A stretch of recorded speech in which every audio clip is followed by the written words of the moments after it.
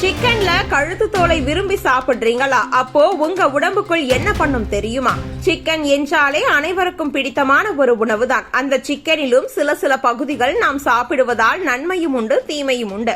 அப்படி நாம் சிக்கனில் என்னென்ன சாப்பிடலாம், சாப்பிடக்கூடாது என்றும் சுவாரஸ்யமான செய்திகளை இங்கு பார்ப்போம். சிக்கன் கழுத்து சுவையாக இருக்கும் என்பதற்காக பலர் அதை அதிகமாக சாப்பிடுகிறார்கள். ஆனால் உண்மையில் கழுத்து பகுதியில் கொழுப்பு, கொலஸ்ட்ரால் மற்றும் கழிவுப் பொருட்கள் அதிகமாக தேங்கும். கோழியின் உடலில் உள்ள நச்சுப் பொருட்கள் முதலில் தங்கிவிடும் இடங்களில் கழுத்து ஒன்று. இதை அடிக்கடி சாப்பிடுவதால் இரத்த நாளங்களில் கொழுப்பு படலம் அதிகரித்து இரத்த ஓட்டம் மந்தமாகும். இதன் விளைவாக உயர் இரத்த அழுத்தம், மாரடைப்பு, மூளை இரத்த குழாய் அடைப்பு போன்ற ஆபத்துகள் மெதுவாக வளர ஆரம்பிக்கும். இதயம் நல்ல புரத சத்து தரும் என்ற நம்பிக்கையில் பலர் சிக்கன் இதயத்தை விரும்பி சாப்பிடுகிறார்கள்.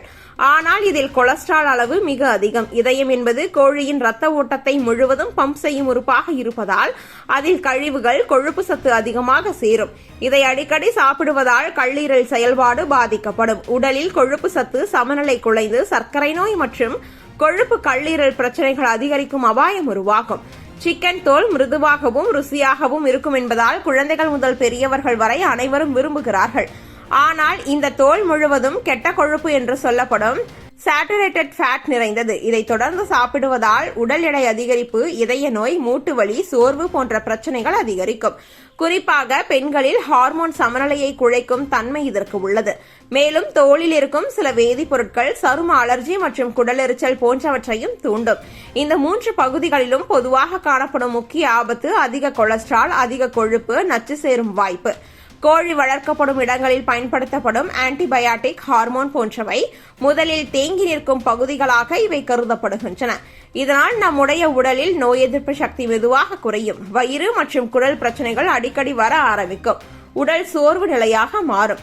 இந்த வகை உணவுகளை வாரம் சாப்பிடும் பழக்கம் இருந்தால் உடல் உள்ளே ஒரு மறைமுக சேதம் நடக்க ஆரம்பிக்கும். இரத்த நாளங்கள் மெதுவாக கடினமாகும். இதயம் அதிக அழுத்தத்தில் இயங்கும். கல்லீரல் கொழுப்பால் மூடப்படும். ஆரம்பத்தில் தெரியாத இந்த மாற்றங்கள் சில வருடங்களில் மாரடைப்பு, பக்கவாதம், நீண்ட நாள் சர்க்கரை நோய் போன்ற பெரிய பிரச்சனைகளாக வெளிப்படும்.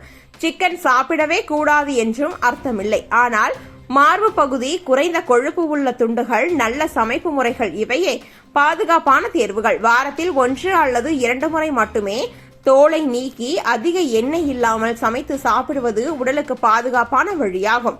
இதனால் புரதசத்து கிடைக்கும். ஆனால் கொலஸ்ட்ரால் மற்றும் கொழுப்பு ஆபத்துகள் குறையும்.